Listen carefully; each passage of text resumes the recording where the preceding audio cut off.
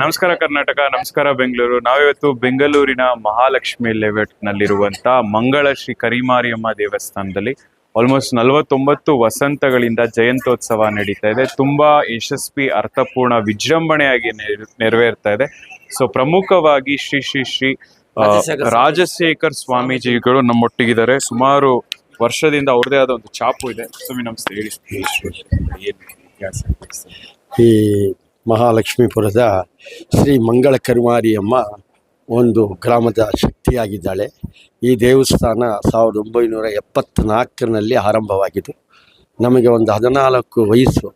ಆ ವಯಸ್ಸಿನಲ್ಲಿ ದೇವಿ ನಮಗೆ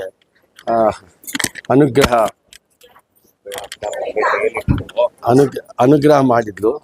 ಆ ಕನಸಿನಲ್ಲಿ ಬಂದು ಚಿಕ್ಕ ನಮಗೆ 14 ವಯಸ್ಸು, ನನಗೆ ನೀನು ಮನಸ್ಸಿಗೆ ಬಂದಿದೆಯಾ, ನಾನು ನಿನ್ನ ಮನಸ್ಸಲ್ಲಿ ಕುಂತಿದ್ದೀನಿ, ನಾನು ಬಂದು ಇಲ್ಲಿ ಕುಂತ್ಕೊತೀನಿ, ನನ್ನಿಂದ ನನ್ನ ಜಾಗದಲ್ಲಿ ಬಂದು ಕುಂತಿದ್ದೀನಿ. ಈಶ್ವರ ಪಾರ್ವತಿ ಪರಮೇಶ್ವರನ ಮೇಲೆ ಗಗನ ಮಾರ್ಗದಲ್ಲಿ ಬಂದು ಈ ಜಾಗದಲ್ಲಿ ತಾವರೆ ಹೂವಾಗಿ ಇಲ್ಲಿ ಬೀಳ್ಪಟ್ಟಿದ್ದ ಜಾಗ. ಅದರಿಂದ ಮಹಾಲಕ್ಷ್ಮೀಪುರ ಎಂದು ಹೆಸರು, ಮಂಗಳ ಕರಿಮಾರಿಯಮ್ಮ ಎಂದು ಹೆಸರು ತಗೊಂಡಿದ್ದಾಳೆ. ನನ್ನ ಮೇಲೆ 14 ವರ್ಷದಲ್ಲಿ ದೇವಿ ಆವಾಹನೆಯಾಗಿ ನಾನು ನಿನ್ನ ಮೇಲೆ ಬಂದು ಬರುವ ಭಕ್ತಾದಿಗಳಿಗೆ ಒಳ್ಳೆಯ ಥರದ ರೂಪದಲ್ಲಿ ವಾಗ್ದಾನವನ್ನು ಕೊಟ್ಟು ಅವರಿಗೆ ಎಲ್ಲ ಕಾರ್ಯಗಳು ಯಶಸ್ವಿ ಮಾಡಿಕೊಡ್ತೀನಿ ಅಂತೇಳಿ ಅಮ್ಮ ಹೇಳಿದ್ರು. ಆವಾಗಲೂ ನಾವು ಏನು ದೇವಿ ಬಂದು ಹಿಂಗೆ ಹೇಳ್ತಾ ಇದ್ದಾರೆ, ಏನು ಆಗ್ತದೋ ಅಂತ ಇದ್ದೋ.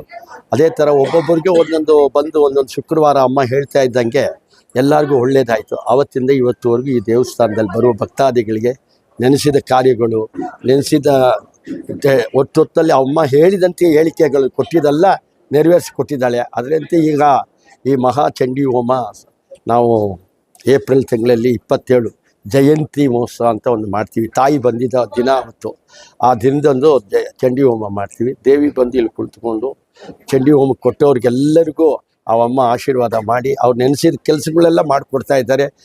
ದಿನ ವರ್ಷ ಅಧಿಕವಾಗಿ ಭಕ್ತಾದಿಗಳು ಬಂದು ನಾನು ನೀನು ಅಂತ ಚಂಡಿ ಹೋಮಗಳಿಗೆ ಕೊಟ್ಟು ದೇವಿಗೆ ಬಂದು ಇಲ್ಲಿ ನಿಂತು ಪೂಜೆಯನ್ನು ನೆರವೇರಿಸಿಕೊಡ್ತಾ ಇದ್ದಾರೆ. ಅದರಂತೆ ಈ ವರ್ಷವೂ ಈ ಏಪ್ರಿಲ್ ತಿಂಗಳಲ್ಲಿ ಇವತ್ತಿನ ದಿವಸ ನಡೆದಿದೆ. ಮೊನ್ನೆ 25ರಿಂದ ಒಂದೊಂದು ದಿವಸ ಒಂದೊಂದು ಹೋಮಗಳು ಮಾಡಿ ಇವತ್ತಿನ ದಿವಸ ನಿನ್ನೆ 27ನೇ ತಾರೀಕು ಚಂಡಿಕಾ ಹೋಮ ಮಾಡಿಸಿದ್ದೀವಿ. ಆಮೇಲೆ ಮತ್ತೆ ಇವತ್ತು ಜಯಂತಿ ಉತ್ಸವ ನಡೆದು ದೇವಿ ಸುಂದರೇಶ್ವರ ಕಲ್ಯಾಣ ಮಾಡಿದ್ದೀವಿ. ಎಲ್ಲ ಅನುಕೂಲ ಆಗ್ತದೆ.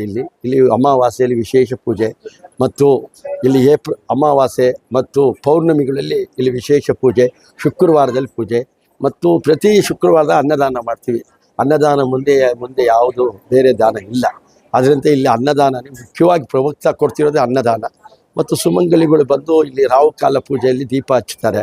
ಅವ್ರಿಗೂ ನೆನೆಸಿದ ಕಾರ್ಯಗಳು ನಡೀತದೆ. ಇಲ್ಲಿ ತಾಯಿ ಇಲ್ಲಿ ನಾವು ಹೇಳೋಕ್ಕಿಂತ ಭಕ್ತಾದಿಗಳ ಹತ್ರ ನೀವು ಕೇಳ್ತಗೊಳ್ಳೋದು ತುಂಬ ಒಂದು ಇದು.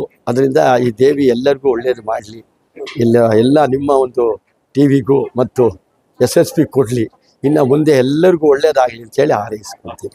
Thank you. ಹಂಗೇರಿ. ಇದಾಗಿತ್ತು ಗುರುಗಳ ಒಂದು ಮಾತು. ವಿಶೇಷವಾಗಿ ಹಲವಾರು ರಾಜಕೀಯ ಮುಖಂಡರುಗಳು, ನಾಯಕರುಗಳು ಮತ್ತು ಸ್ಥಳೀಯ ನಾಯಕರುಗಳೆಲ್ಲರೂ ಬಂದು ದೇವರ ಕೃಪೆಗೆ ಪಾತ್ರರಾಗಿದ್ದಾರೆ.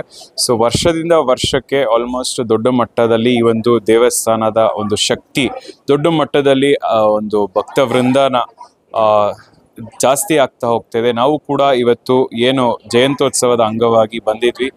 ಲೈವ್ ಕವರೇಜ್ ಆಗಿತ್ತು, ಇದಾಗಿತ್ತು. ಮತ್ತೊಂದು ಲೈವಲ್ಲಿ ನಿಮ್ಮನ್ನ ಭೇಟಿ ಮಾಡ್ತೀನಿ. ಅಲ್ಲಿವರೆಗೂ ನಿರೀಕ್ಷಿಸಿ. Santosh Adya Maharaj, signing off. Thank you, ನಮಸ್ತೆ.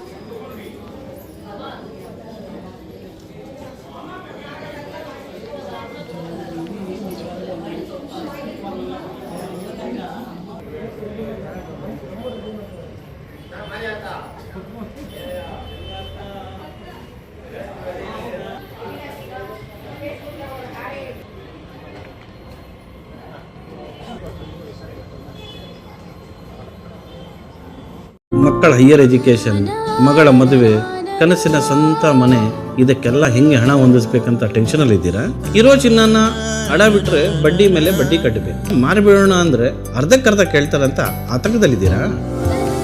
ಟೆನ್ಷನ್ ಬಿಡಿ, ನೀವು ಅಡವಿಟ್ಟ ಚಿನ್ನವನ್ನ ಬಿಡಿಸಿ ನಿಮ್ಮಲ್ಲಿರೋ ಹಳೆ ಚಿನ್ನವನ್ನ ಇಂದಿನ ಆನ್ಲೈನ್ ರೇಟಿಗೆ ಕೊಂಡುಕೊಂಡು ತಕ್ಷಣ ನಿಮಗೆ ಬಾಕಿ ಹಣ ಕೊಡ್ತೀವಿ. ಕೋಟ್ಯಾಂತರ ಜನರ ಆತ್ಮವಿಶ್ವಾಸ ಹಿಂದೂಸ್ತಾನ್ ಗೋಲ್ಡ್ ಕಂಪನಿ, ಇದು ನಮ್ಮೆಲ್ಲರ ಕಂಪನಿ.